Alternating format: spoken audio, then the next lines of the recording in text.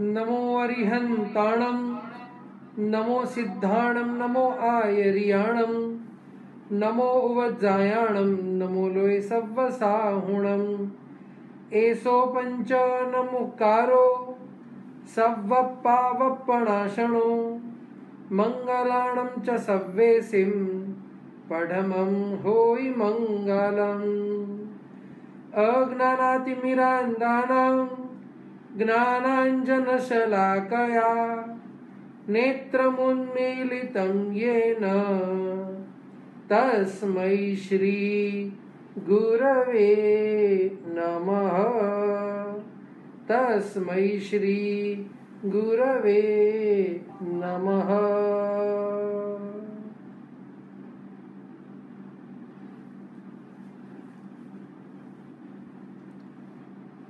આપણો વિષય કર્મના 8 કરણો। સામાન્યથી કર્મ બાબત આપણે એટલું તો જાણતા જ હોઈએ કે કર્મના 8 પ્રકાર હોય છે। જ્ઞાનાવર્ણીય, દર્શનાવર્ણીય આદિ 8 પ્રકારો જે કર્મના છે એ આપણે બધાએ લગભગ જાણ્યા હોય છે। પણ કર્મના વિષયની અંદર જ્યાં સુધી આ 8 કરણ આપણે ન સમજીએ તો આ કર્મનું જ્ઞાન આપણું ઘણું બધું અધૂરું અને ઉણપવાળું રહી જાય છે। કર્મના વિષયમાં ઘણી બધી ભ્રાંતિઓ પણ આપણા અંદર હોતી હોય છે।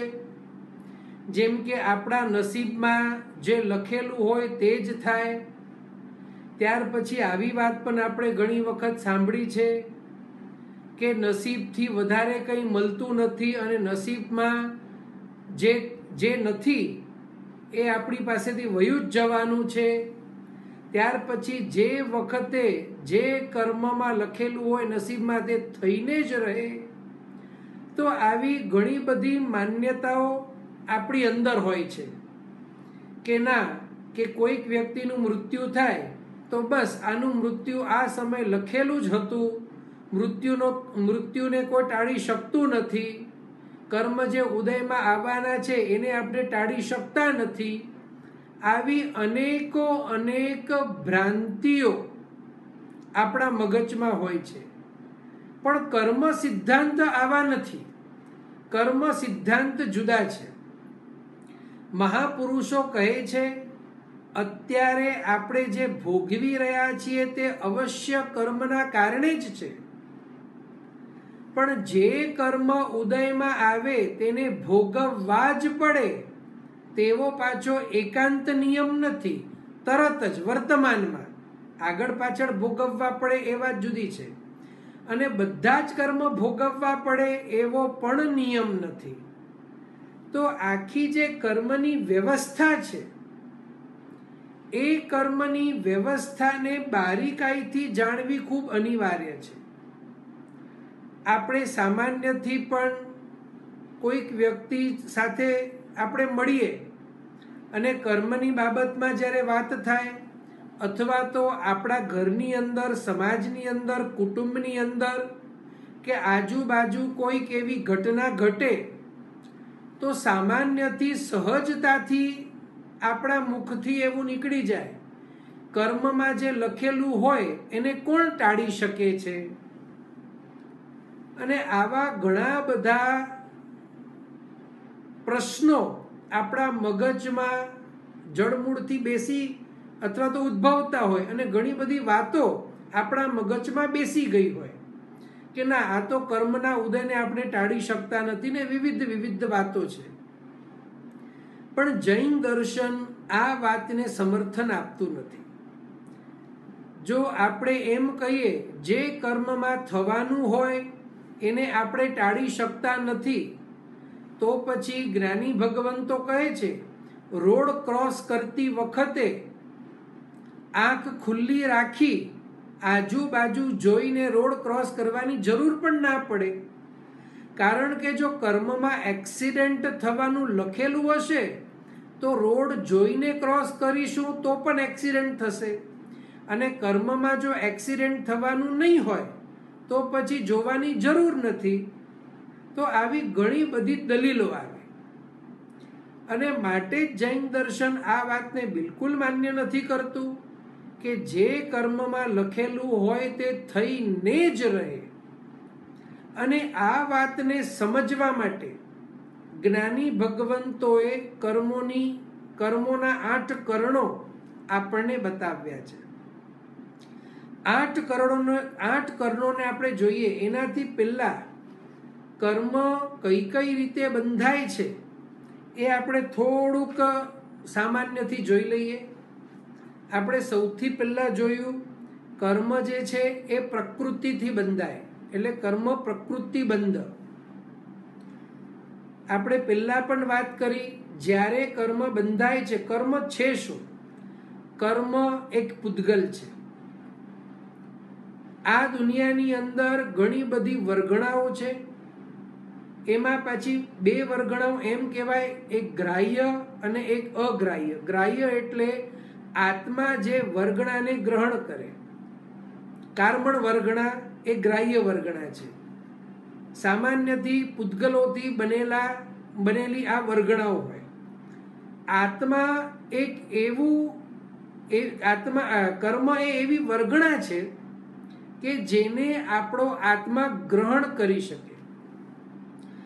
આત્મા કર્મને ખેંચે કઈ રીતે એ આપણે વસ્તુને પાછી એક વખત સમજીએ.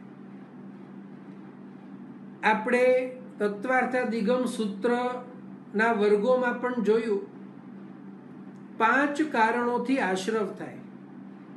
મિથ્યાત્વ, અવિરતિ, કષાય, યોગ અને પ્રમાદ. મિથ્યાત્વ, અવિરતિ, કષાય, યોગ અને પ્રમાદ. આ 5 કારણોના કારણે આત્મામાં સ્પંદન થાય, આત્મામાં હલચલ થાય. અને એ હલચલ, એ સ્પંદનના કારણે આત્મામાં એક મેગ્નેટિક ફોર્સ ઊભું થાય. જે મેગ્નેટિક ફોર્સ આજુબાજુ રહેલા કર્મોને ખેંચે. એટલે સૌથી પહેલા તો આવી રીતે કર્મ જે છે એ આત્મા તરફ ખેંચાય છે. જે 14 રાજલોકમાં કર્મણ વર્ગણાઓ છે, જે 14 રાજલોકમાં કર્મો છે, એ કર્મો જ્ઞાનાવરણીય પણ નથી, દર્શનાવરણીય પણ નથી, અંતરાય પણ નથી, મોહનીય પણ નથી, કશું જ નથી. એ માત્ર કર્મણ વર્ગણા છે, એ માત્ર કર્મ છે. પણ જ્યારે આપણા આત્માની અંદર મિથ્યાત્વ, અવિરતિ, કષાય, પ્રમાદ અને યોગ, આ 5 કારણ અથવા તો 5માંથી કોઈ એક કારણ જ્યારે આત્માની અંદર પરિણમે છે, એના કારણે આત્મા જે કર્મને ખેંચે છે, આત્મા પાસે કર્મ આવે છે. હવે એ વખતે જે ભાવ હોય છે આત્મામાં, જે મિથ્યાત્વ છે, પ્રમાદ છે, આ બધા ભાવો જ છે. અપેક્ષાએ માન્યતાઓ છે, ભાવો છે. અને એની જે તીવ્રતા વગેરે છે, જેવા ભાવો છે તેવા પ્રકારનો કર્મ બંધાય. હવે અહીંયા આપણે જોયું કર્મ જે છે એમાં કોઈ પ્રકાર નથી. દાખલા તરીકે આપણે રેતીના કણિયા, આપણે એવું સમજવાનો પ્રયત્ન કરીએ કે કર્મ રેતીના કણિયા જેવો છે. હવે એ રેતીના કણિયા આપણે જ્યારે ગ્રહણ કરીએ તો રેતીના કણિયામાં કોઈ સ્વાદ નથી. અથવા તો રેતીના કણિયા ન લેતા આપણે માની લો કે કાજુના ટુકડા લઈએ. હવે કાજુના નાના નાના જે ટુકડાઓ છે એને આપણે કર્મના પૂતગલ કે કર્મણ વર્ગણા તરીકે ઓળખીએ. હવે એ કાજુના જે ટુકડા છે એમાં કોઈ સ્પેસિફિક બીજો સ્વાદ નથી, ખાલી કાજુ છે. એના ઉપર જો આપણે ઓરેન્જ ફ્લેવરની કોટિંગ કરીએ, એના ઉપર પાઇનેપલ ફ્લેવરની કોટિંગ કરીએ, એના ઉપર ચોકલેટ ફ્લેવરની કોટિંગ કરીએ, એના ઉપર સ્ટ્રોબેરી ફ્લેવરની કોટિંગ કરીએ, તો જેવી કોટિંગ થાય તેવો એનો પછી સ્વાદ આવે. તો જ્યારે આપણો આત્મા કર્મને ખેંચે છે તો આપણી અંદર જે ભાવો છે, જ્ઞાનની વિરાધનાનો ભાવ હોય, દર્શનની વિરાધનાનો ભાવ હોય, રાગ દ્વેષ આદિનો ભાવ હોય, અભિમાનનો ભાવ હોય, તુચ્છતાનો ભાવ હોય, બીજાને પીડા આપવાનો ભાવ હોય, બીજાને શાતા આપવાનો ભાવ હોય, બીજાને અંતરાય નાખવાનો ભાવ હોય, તો જેવો ભાવ હોય આત્મામાં તેવો આપણો આત્મા એ કર્મમાં ફીડિંગ કરે અને એના ઉપરથી નક્કી થાય જ્ઞાનાવરણીય, દર્શનાવરણીય, મોહનીય આદિ કર્મ. તો જે ટાઈપ ઓફ કર્મ નક્કી થાય છે એને પ્રકૃતિ કહેવાય. હવે આ પ્રકૃતિ તો નક્કી થઈ કે આ જ્ઞાનાવરણીય કર્મ છે, આ દર્શનાવરણીય છે, આ અંતરાય છે, આ ગોત્ર છે, આ તો બધું નક્કી થઈ જાય. પણ ભાવની તીવ્રતા કેવી છે? જેવો ભાવ તીવ્ર, ઘણી વખત કોઈકમાં ભાવ ઓછો હોય, કોઈક વખતે ભાવ તીવ્ર હોય. તો ભાવોની તીવ્રતાના આધારે એની અંદર રસ અને સ્થિતિ નક્કી થાય. રસ એટલે કે જે કર્મ બંધાયો છે એ કર્મ જ્યારે ઉદયમાં આવશે અને ઉદયમાં આવતી વખતે એ કર્મ જ્યારે આપણને ફળ આપશે તો એની સ્ટ્રેન્થ કેટલી હશે એ નક્કી થાય. એવી જ રીતે એના ઉપર સ્થિતિ નક્કી થાય કે એનો જે કાળ છે, ટાઈમ સ્પેન છે, એ નક્કી થાય. એટલે કે પેલું આપણે જોયું પ્રકૃતિથી બંધ, પછી જોયું રસબંધ, ત્રીજું જોયું આપણે સ્થિતિબંધ અને પછી આવે પ્રદેશબંધ. પ્રદેશ એટલે પોતે કાર્મણ વર્ગણા. કાર્મણ વર્ગણા એ દ્રવ્ય છે. પ્રકૃતિ, રસ, સ્થિતિ એ એની અંદર એના ગુણો છે. જેમ સાકર હોય, સાકર પોતે એક દ્રવ્ય છે અને એ દ્રવ્ય એ મીઠાશને કન્ટેન કરે. એવી રીતે આ પ્રદેશ એટલે કે કાર્મણ વર્ગણા પોતે. તો આત્મા જ્યારે કર્મ બાંધે છે એ પ્રદેશોને બાંધે છે અને એ પ્રદેશોની અંદર આત્મા પોતે, કાર્મણ વર્ગણાની અંદર આત્મા પોતે પ્રકૃતિ, રસ અને સ્થિતિ એનું ફીડિંગ કરે છે. અને એ ફીડ થઈ ગયા પછી એ કર્મ આત્મા ઉપર જ રહે. આ કર્મ પાછો ક્યારે ખરે આત્મા ઉપરથી? તો જ્યારે એ પ્રદેશમાંથી એક જે કર્મ પ્રદેશ છે, જે કાર્મણ વર્ગણા છે, એ વર્ગણામાંથી પ્રકૃતિ, રસ અને સ્થિતિ નીકળી જાય એટલે ખાલી થઈ જાય. હવે એ જ્યારે પ્રકૃતિ, રસ અને સ્થિતિ એ ખાલી થઈ જાય તો એ આત્મ પ્રદેશ, એ જે કાર્મણ વર્ગણા છે, જે પ્રદેશ છે કર્મનો, એ આત્માથી છૂટો પડી અને ખરી જાય અને પાછું આ 14 રાજલોકમાં તે ભળી જાય છે. તો સૌથી પહેલા તો આ છે પ્રકૃતિબંધ, રસબંધ, સ્થિતિબંધ અને પ્રદેશબંધ. તો આના આધારે જ આપણે આ 8 કરણોને આપણે અહીંયા નિહાળીશું. સૌથી પહેલા આવે બંધન કરણ. 8 કરણમાંથી પ્રથમ કરણ જે છે એ છે બંધન કરણ. આ બંધન કરણ છે શું? તો આત્મા જ્યારે આ 5 કારણો મિથ્યાત્વ, અવિરતિ, કષાય, યોગ અને પ્રમાદ, આ 5 કારણોના કારણે આત્મા જ્યારે કર્મોને ખેંચી અને બંધ કરે છે એને આપણે બંધનકરણ કહીએ. આટલી વસ્તુ આપણે સમજીએ. આ બંધનકરણ સમજવા પાછળનું તાત્પર્ય શું છે? તો જ્ઞાની ભગવંતો કહે છે બંધનકરણ આપણને એટલા માટે સમજવું જોઈએ કારણ કે આપણો આત્મા જે કર્મને બાંધે છે એ ફોરેન મટીરિયલ છે, એ બહારની વસ્તુ છે, એ આત્માની માલિકીની નથી. જે આપણી હોય એને આપણને બાંધવાની નથી કારણ કે જે વસ્તુ બંધાય છે એ છૂટી પડે છે. અને જે વસ્તુ છૂટી પડે છે તે વસ્તુ જ્ઞાની ભગવંતો કહે છે આપણી હોતી નથી. તો અહીંયા મહાપુરુષો કહે છે આ બંધનકરણથી આપણને એક વસ્તુ આ પણ સમજવાની છે કે આ જે કર્મો છે તે આપણી માલિકીના નથી, આ પરદ્રવ્ય છે, આ આપણું દ્રવ્ય નથી. અને આ કર્મોથી આપણને જે મળે છે તેના માલિક પણ વાસ્તવિક આપણે નથી, એના માલિક આપણે કદી બની શકતા નથી, એ પરદ્રવ્ય છે. એના ઉપરથી આપણે આ એક વસ્તુ સમજ પડે છે.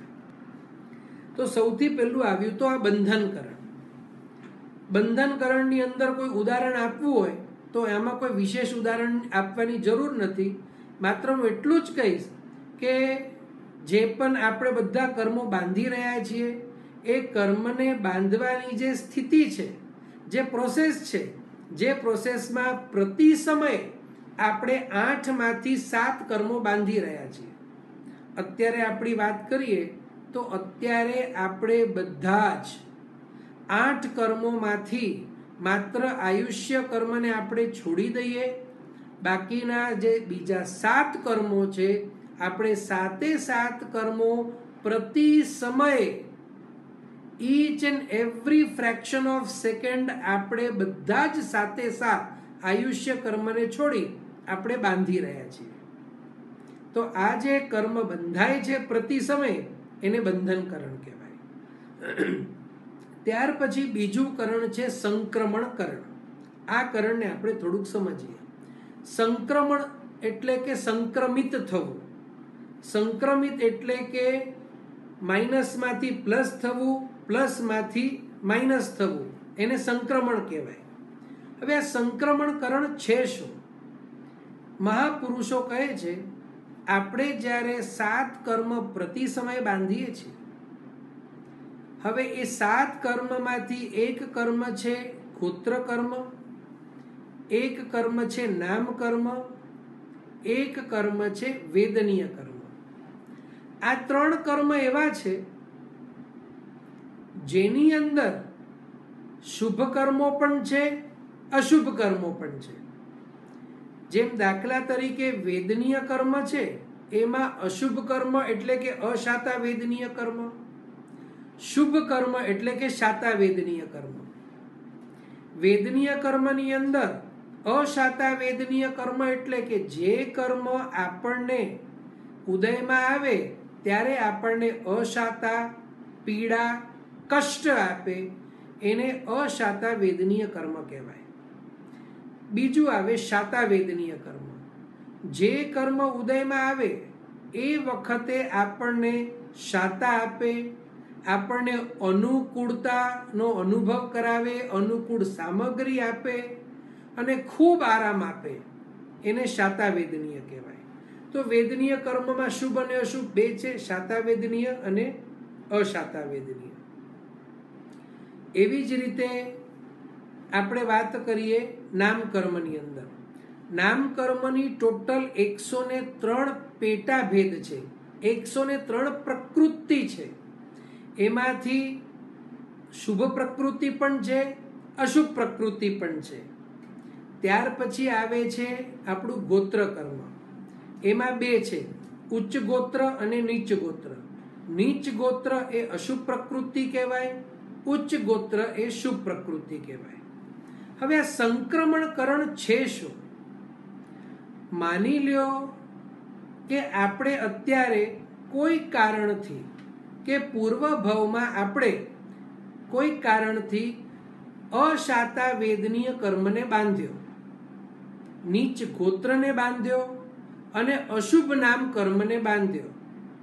અને બાંધી લીધા પછી એ કર્મો આત્મા ઉપર ચોંટીને રહેલા છે. આગળ જતા આપણે વિશેષ પ્રકારની આરાધના કરી, ધર્મને આપણે સમજવાનો પ્રયત્ન કર્યો, ધર્મને સમજી અને આપણે સમ્યક પુરુષાર્થ કર્યો. તો એ વખતે એવું બની શકે, સમ્યક પુરુષાર્થ વખતે એવું બની શકે કે આપણે જે નીચ ગોત્ર બાંધ્યું છે તે ઉચ્ચ ગોત્રમાં ફેરવાઈ જાય. આપણે જે અશાતા વેદનીય બાંધ્યું છે તે શાતા વેદનીયમાં ફેરવાઈ જાય, જે અશુભ નામ કર્મ બાંધ્યા છે તે શુભ નામ કર્મમાં ફેરવાઈ જાય, એવું બની શકે. ત્યાર પછી એટલે એનો અર્થ બહુ સરળ થયો. પુણ્ય કર્મ જે છે, પાપ કર્મ જે છે એ પુણ્ય કર્મમાં ફેરવાઈ જાય, અથવા પાપ કર્મ જેમ પુણ્ય કર્મમાં ફેરવાઈ જાય એવી રીતે પુણ્ય કર્મ પણ પાપ કર્મમાં ફેરવાઈ જાય. એટલે પુણ્યનું પાપમાં ફેરવવું અને પાપનું પુણ્યમાં ફેરવવું, આને સંક્રમણ કહેવાય. પુણ્યનું સંક્રમણ પાપમાં થયું અથવા તો પાપનું સંક્રમણ પુણ્યમાં થયું, આને સંક્રમણકરણ કહેવાય. સંક્રમણકરણને આપણે દૃષ્ટાંત તરીકે જોઈએ તો બહુ સામાન્ય એક દૃષ્ટાંત તમને કહું તો ચક્રવર્તી જે બને એમની માટે હું આપને જણાવું. શલાકા પુરુષો માટે નિયમ છે, મેં અગાઉ પણ જણાવ્યું હતું. 63 પ્રકારના જે શલાકા પુરુષો છે, જે શલાકા પુરુષોની અંદર તીર્થંકર આવે, ચક્રવર્તી આવે, વાસુદેવ આવે, પ્રતિવાસુદેવ આવે, ત્યાર પછી બળદેવ આવે. આ જે બધા શલાકા પુરુષો છે, શલાકા પુરુષ બનવા માટે જે પુણ્ય જોઈએ એ પુણ્ય નિયમા સમ્યક્ત્વી અથવા તો સમ્યક દર્શનની હાજરીમાં જ બંધાય. શલાકા પુરુષ બનવા માટે એટલું શ્રેષ્ઠ કોટીનું પુણ્ય જોઈએ કે જે પુણ્ય મિથ્યાત્વપણામાં બંધ આપણે કરી જ ન શકીએ. કારણ કે સામાન્યથી એવો નિયમ છે, શ્રેષ્ઠ કોટીનો પુણ્ય જો બાંધવો હોય તો સમ્યક દર્શન અનિવાર્ય છે. ઘણી વખત આપણા મનમાં એવી માન્યતા હોય છે કે વધુ મોંઘી વસ્તુઓથી આપણે પરમાત્માની ભક્તિ કરીએ ને વધુ આરાધના કરીએ તો પુણ્ય વધુ બંધાય ને શ્રેષ્ઠ બંધાય. ઓછી આરાધના કરીએ તો પુણ્ય ઓછું અને હલકું બંધાય.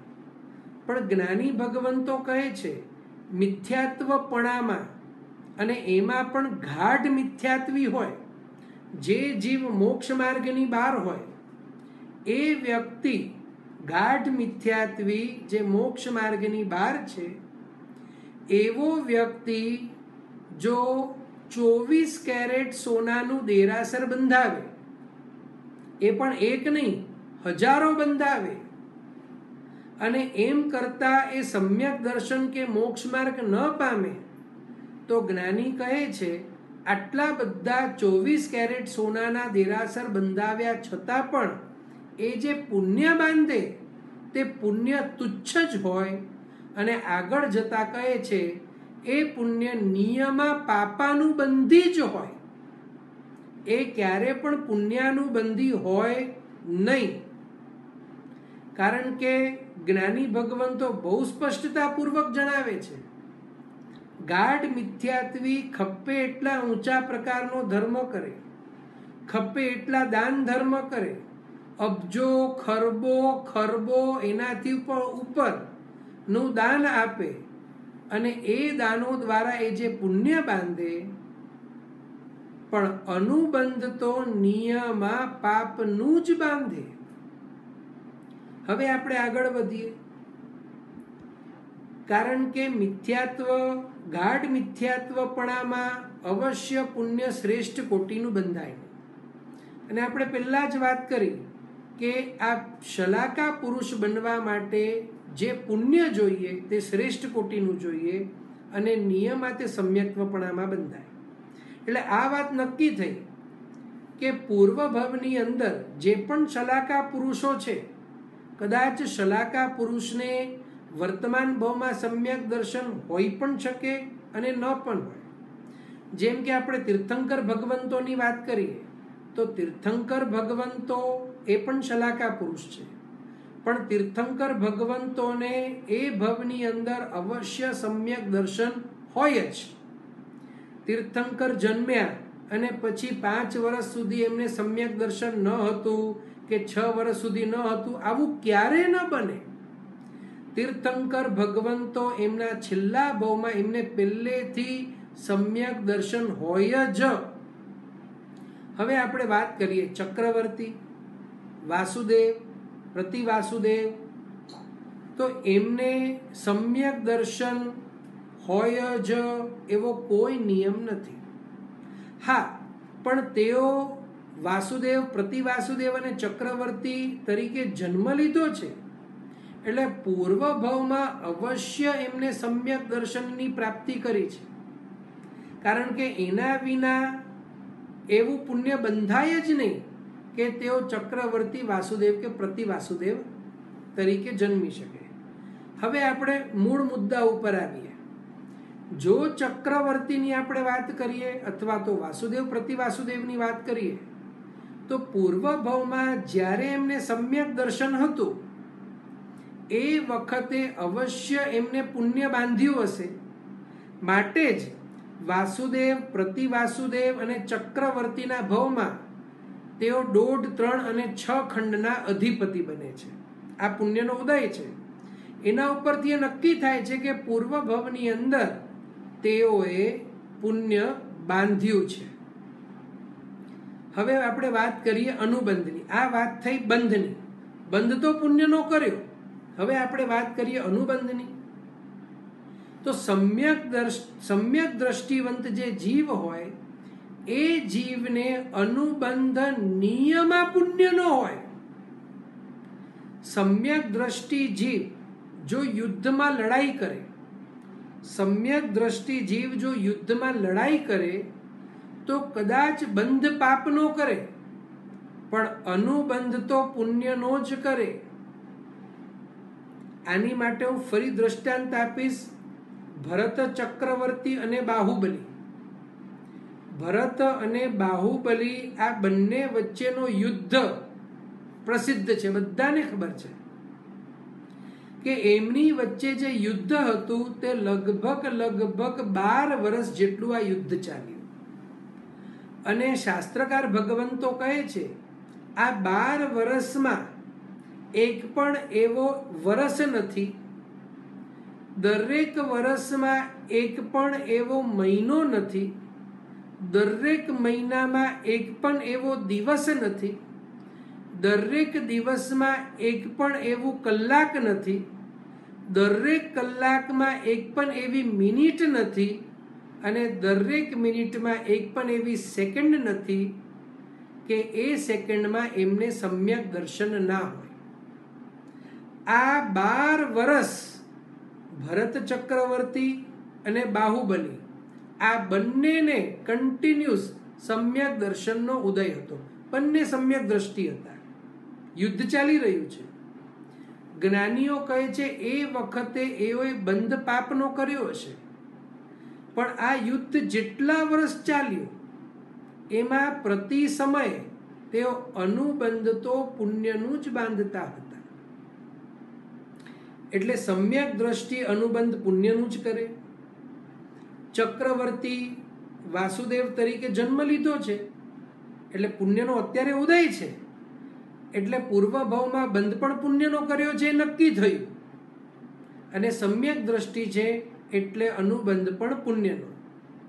આના ઉપરથી એ નક્કી થાય કે ચક્રવર્તી, વાસુદેવ અને પ્રતિવાસુદેવે પૂર્વ ભાવની અંદર પુણ્યાનુબંધી પુણ્ય બાંધ્યું. બરોબર સમજો. પૂર્વ ભાવની અંદર પુણ્યાનુબંધી પુણ્ય બાંધ્યું. પુણ્ય બાંધ્યું છે એ દેખાય છે અત્યારે પુણ્યનો ઉદય છે, કારણ કે પુણ્યનો ઉદય ના હોય તો ચક્રવર્તી બની ન શકે, વાસુદેવ પ્રતિવાસુદેવ બની ન શકે. અને બાંધવા માટે પૂર્વ ભાવમાં સમ્યક દર્શનની જરૂર છે, અને સમ્યક દર્શનમાં અનુબંધ પુણ્યનું થાય. એટલે વાત નક્કી થઈ કે આ શલાકા પુરુષોએ પૂર્વ ભાવમાં પુણ્યાનુબંધી પુણ્ય બાંધ્યું. હવે આપણે વાત કરીએ પુણ્યાનુબંધી પુણ્ય એટલે શું. જે પુણ્ય ઉદયમાં આવે અને એ પુણ્ય ઉદયમાં આવે ત્યારે પાછું પુણ્ય બંધાવે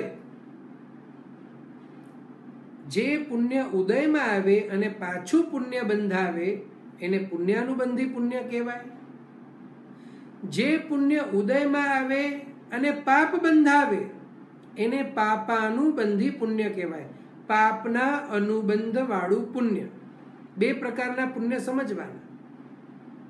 એક તો પુણ્યાનુબંધી પુણ્ય, જે પુણ્ય ઉદયમાં આવે અને પાછું પુણ્ય બંધાવે.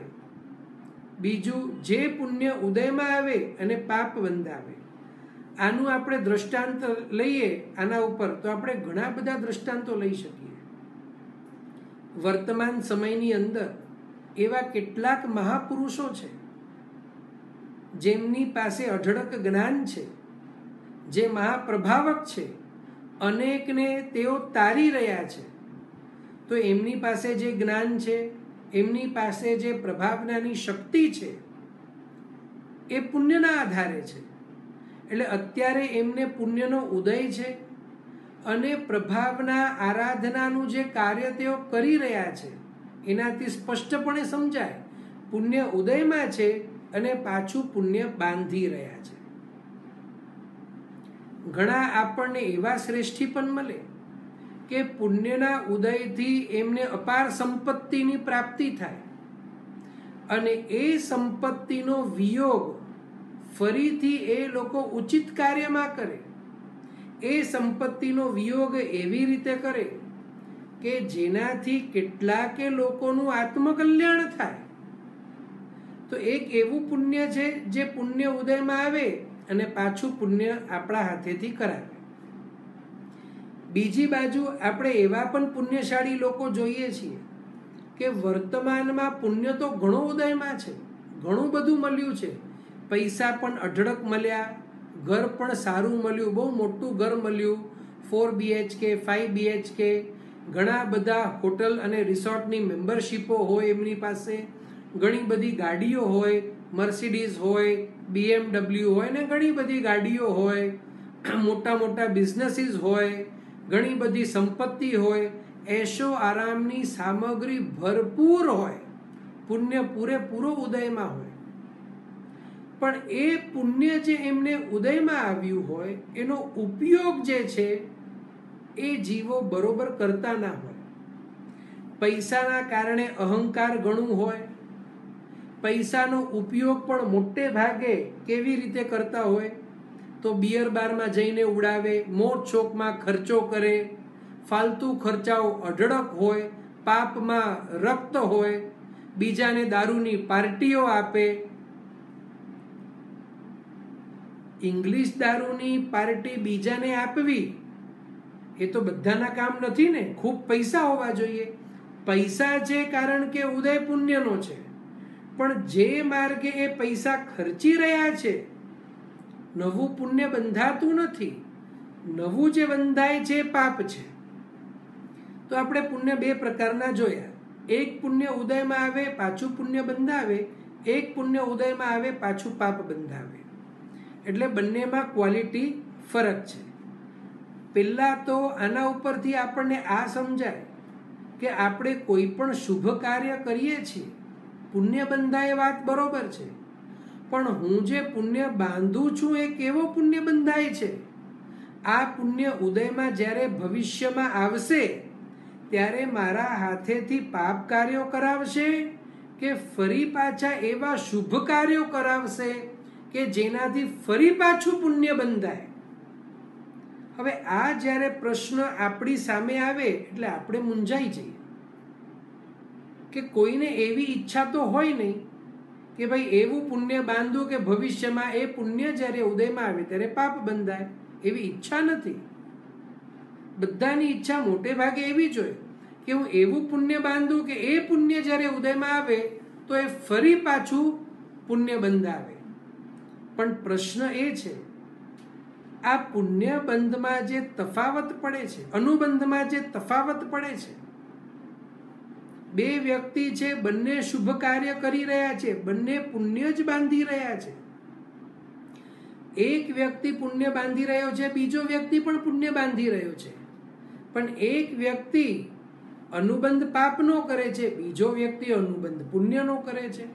કાર્ય બંને શુભ કરે છે, તો જ બંધ પુણ્યનો થાય.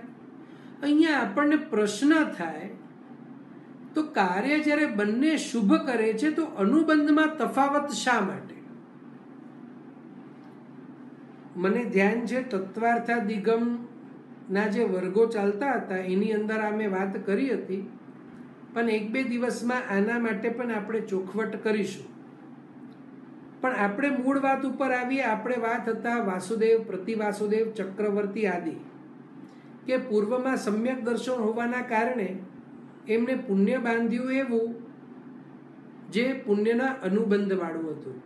હવે પ્રશ્ન આવે કે પ્રતિવાસુદેવ અને વાસુદેવને પુણ્યાનુબંધી પુણ્ય ઉદયમાં હોવો જોઈએ, અને જો પુણ્યાનુબંધી પુણ્ય ઉદયમાં હોય એટલે કે ઉદયમાં પણ પુણ્ય છે અને બંધ પણ પાછું પુણ્ય જ કરાવે, તો પછી વાસુદેવ અને પ્રતિવાસુદેવ મૃત્યુ પામી અને નરકમાં ન જવા જોઈએ. તેઓ કાં તો દેવલોકમાં કાં તો મનુષ્ય આદિ ભવમાં જવા જોઈએ, પણ આવું બનતું નથી. અહીંયા નિયમ છે વાસુદેવ પ્રતિવાસુદેવ નિયમથી મૃત્યુ પામી અને નરકમાં જાય. ચક્રવર્તી માટે એવો નિયમ છે, ચક્રવર્તી જો ધર્મ પુરુષાર્થ કરે તો મોક્ષમાં પણ જઈ શકે, અલ્પધર્મ પુરુષાર્થ કરે તો દેવલોકમાં પણ જઈ શકે, અને ધર્મમાં પુરુષાર્થ ન કરે તો નરકમાં પણ જાય. એમાં એક સામાન્ય નિયમ એવો છે કે જે ચક્રવર્તી નિયાણું કરી પૂર્વ ભવમાં એવી ધારણા કરે કે મને ભવિષ્યમાં ચક્રવર્તી થવું છે, ઈચ્છા કરી નિયાણું કરી અને જે ચક્રવર્તી બને તે નિયમા નરકમાં જાય. અહીંયા મુદ્દો આવે છે સંક્રમણકરણનો. આ સંક્રમણ શું થયું? અહીંયા જ્ઞાની ભગવંતો કહે છે કયો ચક્રવર્તી નરકમાં જાય? તો જે નિયાણું કરી અને ચક્રવર્તી બને એ નરકમાં જાય. વાસુદેવ અને પ્રતિવાસુદેવ માટે નિયમ છે કે નિયાણા વિના વાસુદેવ અને પ્રતિવાસુદેવ બને નહીં.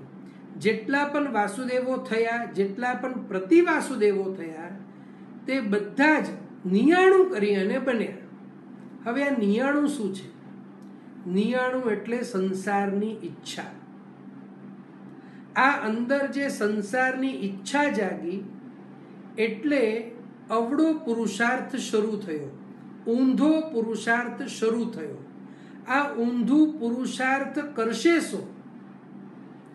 તો જે જીવે પુણ્યાનુબંધી પુણ્ય બાંધ્યું હતું, હવે જીવ જે ઊંધું પુરુષાર્થ કરી રહ્યો છે, અવળું પુરુષાર્થ કરી રહ્યો છે, એના કારણે પુણ્યનો જે અનુબંધ છે એ પાપના અનુબંધમાં ફેરવાઈ ગયો. પુણ્યનો જે અનુબંધ છે એ પાપના એટલે કે હવે અનુબંધ પુણ્યમાંથી પાપમાં ફેરવાઈ ગયો. આ જે અનુબંધ પુણ્યમાંથી પાપમાં ફેરવાયો, આને સંક્રમણ કહેવાય. કે અનુબંધ કે બંધ બંને થઈ શકે. જેમ પુણ્યનો અનુબંધ પાપના અનુબંધમાં ફરી શકે, તેમ પુણ્યનો બંધ પણ પાપના બંધમાં ફરી શકે.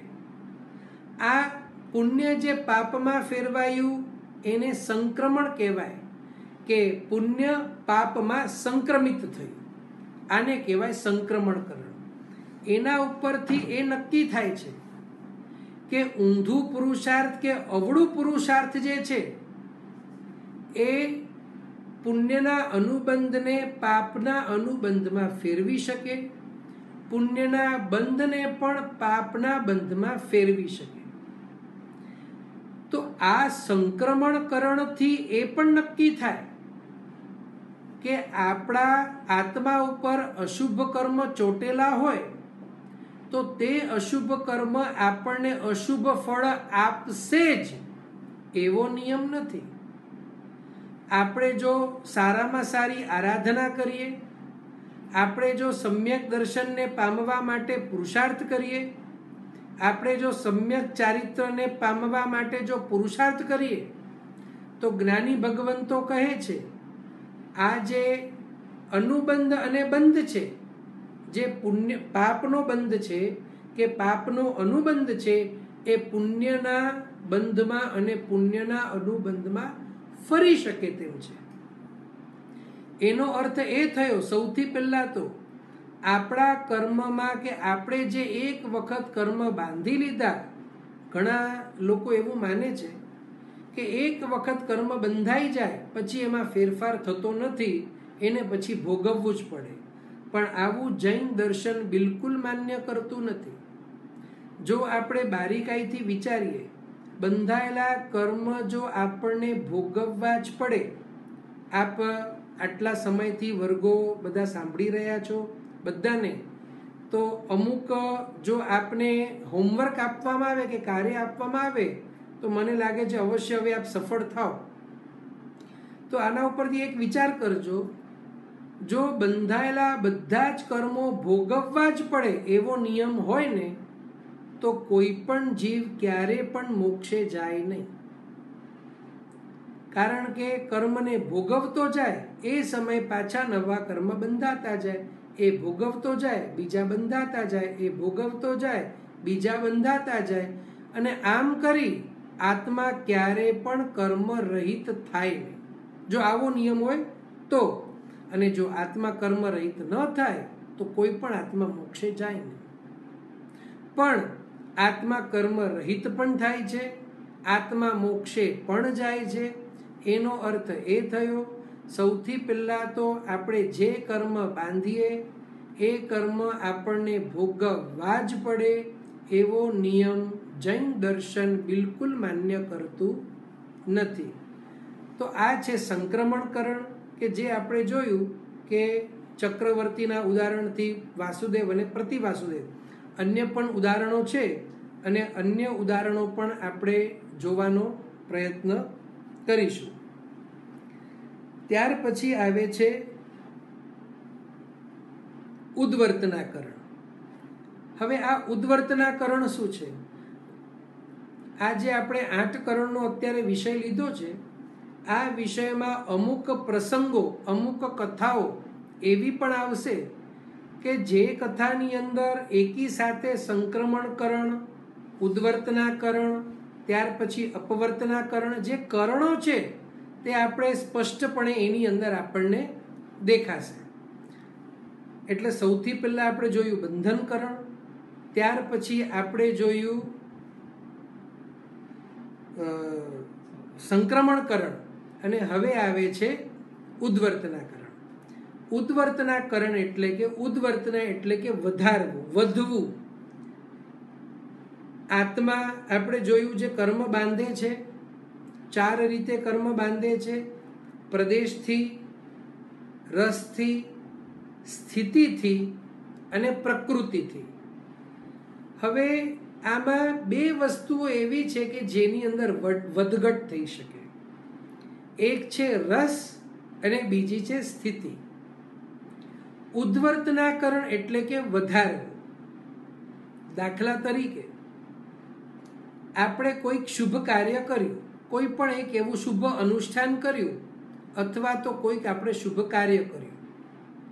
હવે એ શુભ અનુષ્ઠાન કે શુભ કાર્ય આપણે જ્યારે કરીએ એ વખતે પુણ્ય જે બંધાય છે, પ્રકૃતિ જે પણ હોય, ઉચ્ચ ગોત્ર રૂપી પુણ્ય હોય, જે શુભ નામ કર્મ રૂપી પુણ્ય હોય, ત્યાર પછી શાતા વેદનીય રૂપી પુણ્ય હોય, જે પુણ્ય બંધાયું. હવે માની લ્યો કે કોક ભવની અંદર આપણને જાતીય સ્મરણ જ્ઞાન થયું, અને જાતીય સ્મરણ જ્ઞાનમાં આપણને દેખાયું કે પૂર્વ ભવની અંદર મેં આ સુકૃત કર્યું છે. એવું બની શકે. પૂર્વ ભવમાં કરેલા સુકૃતો માની લ્યો કે મને અત્યારે યાદ આવે અને હું રાજી થઉં, તો એ સુકૃત વખતે જે મેં પુણ્ય બાંધ્યું હશે એમાં જે એ પુણ્યમાં જે રસબંધ થયું હશે એ રસબંધમાં વધારો થાય. હવે એ પુણ્ય જે મેં બાંધ્યું છે એ જેટલું ફળ આપવાનો હતો એના કરતાં હવે વધારે ફળ આપશે. કારણ કે એ પુણ્ય બંધમાં જે એની ઘનતા હતી, જે રસ હતો, એ અધિક થયું. એ અધિક શા માટે થયું? કારણ કે પૂર્વભવમાં કરેલા સુકૃતો અથવા તો પૂર્વકાળમાં કરેલા સુકૃતો અથવા તો પૂર્વ વર્ષોમાં કરેલા સુકૃતો જ્યારે જ્યારે મને યાદ આવે અને એ સુકૃતો મેં જે કર્યા એ મને ખૂબ સારા લાગે, એ કરવા જેવા છે એવું મને લાગે, સુકૃતની અનુમોદના હું કરું, તો જ્ઞાની ભગવંતો કહે છે એ સુકૃતથી બંધાયેલા જે કર્મો છે, એ કર્મમાં જે રસ બંધાય છે, એ કર્મમાં જે સ્થિતિ બંધાય છે, તો એની માત્રામાં એટલે કે રસની માત્રામાં વધારો થાય. એટલે એનો અર્થ સામાન્યથી એવો થાય કે માની લ્યો કે પૂર્વભવમાં કે પૂર્વકાળમાં જે સુકૃત કર્યું, એ સુકૃતથી જે પુણ્ય બંધાયું, માની લો હું એક્ઝામ્પલ આપું છું, એ પુણ્ય એવું બંધાયું કે એનાથી આપણને 1 લાખ રૂપિયા મળે જ્યારે પુણ્ય ઉદયમાં આવે ત્યારે. પણ એ સુકૃતને યાદ કરતા અંદરથી સાચા ભાવોથી મેં ફરી એકવાર અનુમોદના કરી, તો હવે રસમાં વધારો થયો. એને કહેવાય ઉદ્વર્તનાકરણ. જે પૂર્વ મેં કર્મ બાંધ્યું છે, બંધ વખતે જે એમાં રસ પણ બંધાયો છે, એમાં કંઈક વધારો થયો, તો જે બંધાયેલા કર્મમાં, રસમાં, સ્થિતિમાં જે વધારો થાય એને ઉદ્વર્તનાકરણ કહેવાય. હવે આ કર્મ પાછો જ્યારે ઉદયમાં આવશે ભવિષ્યમાં જ્યારે પણ, તો જે કર્મ પહેલા બંધાયું તો 1 લાખ રૂપિયા આપે એટલી તાકાત હતી, તો ઉદ્વર્તનાકરણના કારણે હવે કદાચ 1.5 લાખ રૂપિયા આપે, કદાચ 2 લાખ રૂપિયા આપે, જેટલા પ્રમાણમાં ઉદ્વર્તના થઈ હોય એટલા પ્રમાણમાં તે કર્મ મને પાછો ફળ આપે. નવો કર્મ પણ બંધાય અને પૂર્વ જે આપણે કર્મ બાંધ્યું છે એમાં પણ વૃદ્ધિ થાય. હવે જે રીતે કર્મમાં વૃદ્ધિ થાય છે એ રીતે કર્મમાં ઘટાડો પણ થાય. હવે અહીંયા જે આપણે દાખલો લીધો ઉદ્વર્તનાકરણ એટલે કર્મના રસમાં વૃદ્ધિ. અત્યારે આપણે દાખલો લીધો શુભ કર્મનો, એટલે કે શુભ કાર્ય કર્યું. એવી જ રીતે કોઈ અશુભ કાર્ય કરીએ તો પાપ કર્મ બંધાય. અને પાપ કર્મ જ્યારે બંધાય, જો હું એક તમને વાત કહું, અત્યારે સંસારના આપણે ઘણા બધા કાર્યો કરતા હોઈએ. દાખલા તરીકે માની લો કે આપણે હોટલમાં જમવા ગયા અને હોટલમાં જમીને પાછા આવ્યા એટલે આપણને કોઈ કે જમવાનું કેવું હતું, તો એવું પણ શક્ય છે કે આપણે જવાબ આપીએ સારું હતું, પણ આપણે જવાબ બહુ વિસ્તારથી આપીએ, અરે હોટલમાં જમવાનું તો ખૂબ સુપર્બ હતું, અરે ખાસ કરીને તમે એ હોટલમાં જાઓ ને તો એનું જે આ શેઝવાન છે ને આ તો ખાસ મંગાવજો, આ એની ડીશ તો બહુ એક્સક્લુઝિવ છે. આપણે એવી વાતો કરીએ કે સામેવાળો વ્યક્તિ હોટલમાં ન જવાનો હોય તો પણ એને જવાની ઈચ્છા પ્રગટે. આપણે જે પાપ કર્યું એ પાપમાં આપણે પાછા રાજી થયા કે જે મેં પાપ કર્યું એ બહુ સારું કર્યું. તો જે આપણે પાપ કર્યો એના કારણે જે પાપનો રસ બંધાયો, ત્યાર પછી બીજા દિવસે, ત્રીજા દિવસે કે પછી ક્યારે પણ એની અનુમોદના કરતા કરતા એ રસમાં વધારો થતો જાય. હવે આ જે રસમાં વધારો થાય છે ને એને જ આપણે ઉદ્વર્તનાકરણ કહીએ. જેમ શુભ કાર્ય કર્યા પછી આપણે રાજી થયા, શુભ કાર્ય કર્યા પછી જેમ આપણે રાજી થયા તો પુણ્ય કર્મના રસમાં વધારો થયો, એવી જ રીતે પાપ કર્મ કરી અને આપણે જે રાજી થયા, તો એ પાપ કર્મ કરીને આપણે રાજી થયા તો પાપ કર્મના રસમાં પાછો વધારો થયો. આને કહેવાય ઉદ્વર્તનાકરણ. સૌથી પહેલા આપણે લીધું બંધનકરણ. આત્મા જે 5 કારણોથી મિથ્યાત્વ, અવિરતિ, કષાય, પ્રમાદ અને યોગ, એના કારણે આત્મામાં જે સ્પંદન થાય છે એ સ્પંદનના કારણે આત્મામાં જે ચુંબકીય શક્તિ પેદા થાય છે અને કર્મને ખેંચે છે, ત્યાર પછી આત્માની અંદર રહેલા ભાવોના કારણે જે ભાવો છે એ ભાવો આત્માની અંદર ફીડિંગ કરે છે. એનાથી પ્રકૃતિ નક્કી થાય કે આ જ્ઞાનાવરણીય છે, આ દર્શનાવરણીય છે. અને જે પછી ચોટે છે એ વખતે ભાવોના આધારે રસ સ્થિતિ નક્કી થાય. આને કહેવાય બંધનકરણ.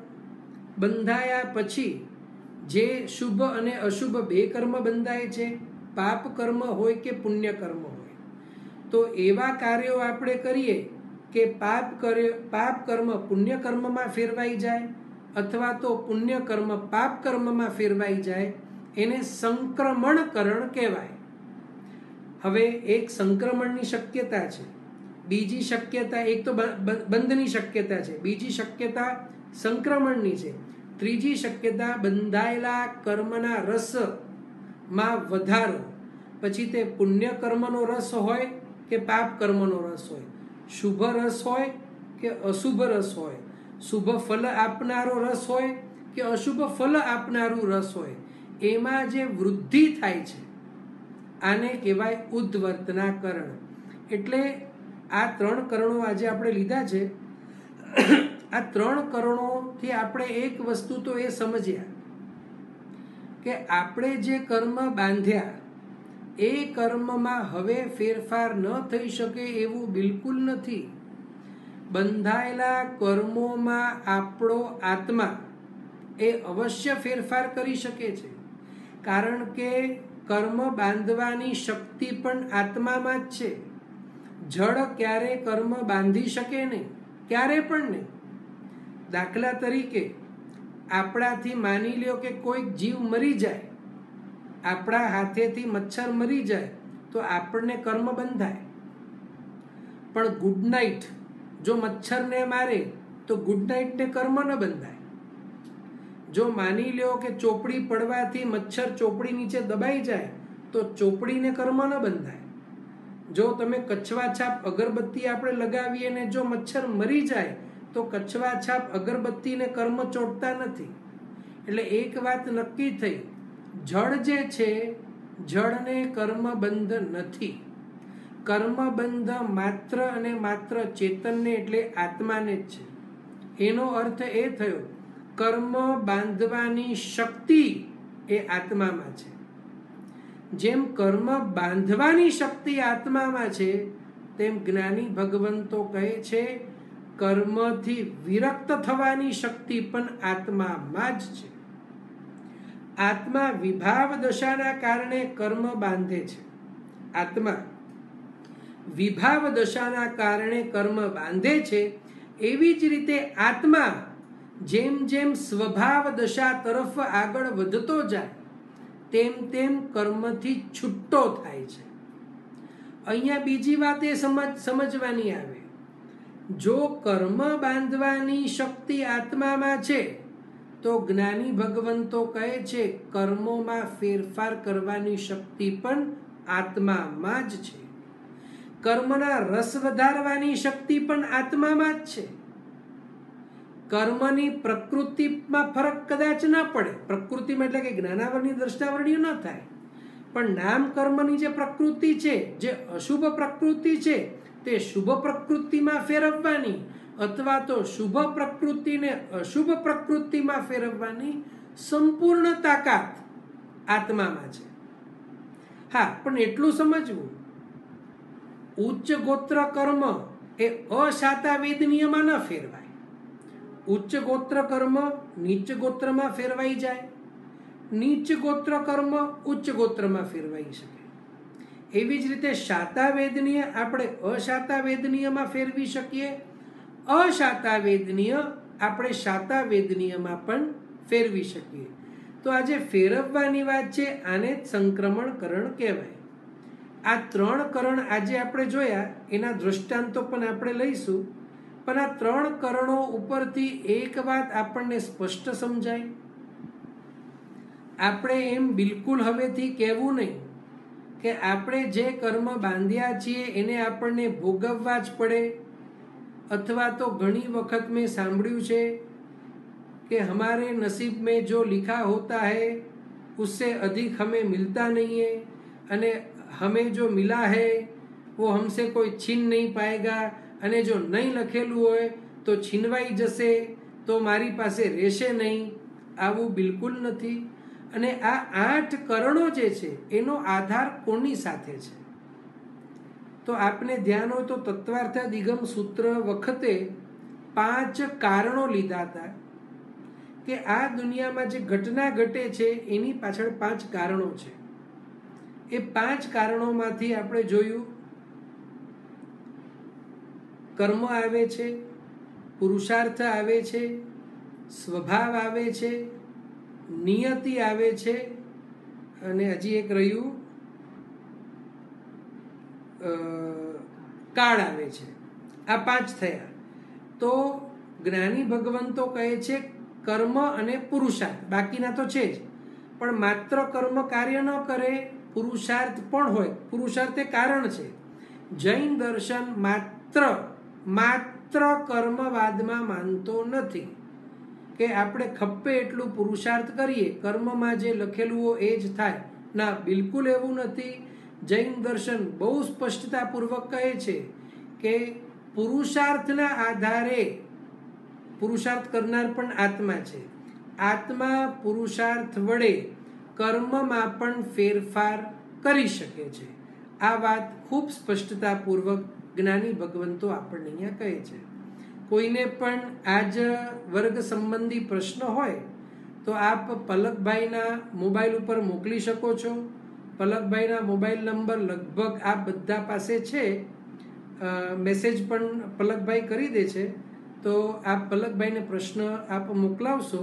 આવતીકાલથી પોણું કલાક આપણે વર્ગ લેશું, 15 મિનિટ આપણે પ્રશ્નોત્તરી ઉપર લેશું. અહીંયા આપણો સમય થઈ ગયો છે. આજે આપણે અહીંયા વિરામ કરીએ. જીન આજ્ઞા વિરુદ્ધ કંઈ પણ કહેવાય તો મિચ્છામિ દુક્કડમ. સર્વ મંગલ માંગલ્યમ સર્વ કલ્યાણ કારણમ પ્રધાનમ સર્વધર્માણમ જૈનમ જયતિ શાસનમ.